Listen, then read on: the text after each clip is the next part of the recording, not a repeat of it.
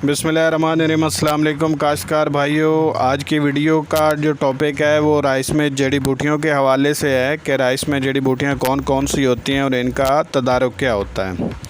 सबसे पहले अगर राइस में जड़ी बूटियों के हवाले से बात की जाए तो तीन ग्रुप्स की होती हैं, जिनमें चौड़े पत्ते, डीला ख़ानदान और घास के ख़ानदान से जड़ी बूटियाँ होती हैं।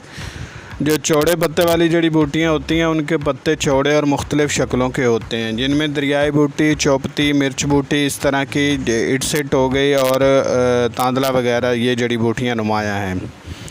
डीला के ख़ानदान से अगर बात करें तो इनके पत्ते नुकीले, परनाला नुमा, लंबे और चमकदार होते हैं और पत्ते में लंबी और वाज़ेह रग होती है और इसमें जो सबसे बड़ी जड़ी बूटी होती है वो डीला ही होता है।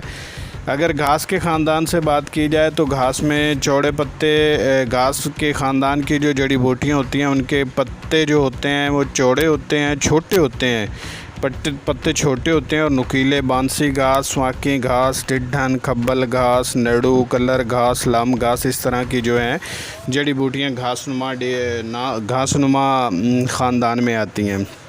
इनके जो पत्ते होते हैं वो छोटे होते हैं और नुकीले होते हैं। अगर इनके तदारुक के हवाले से बात की जाए तो बिस्पेराबेक सोडियम और बेनसल्फुरान के हवाले से अगर बात की जाए तो ये कुछ थोड़े जो हैं ये मुरग को ख़त्म करते हैं, चौड़े पत्ते में कुछ मार जाते हैं। और ये जो आपको स्वाकी मैं आपको दिखा रहा हूँ, वीडियो के अंदर दिखा रहा हूँ, इस पर तो इसका ट्रायल जो है वह फ़ेल हुआ है क्योंकि मैंने ख़ुद चेक किया है।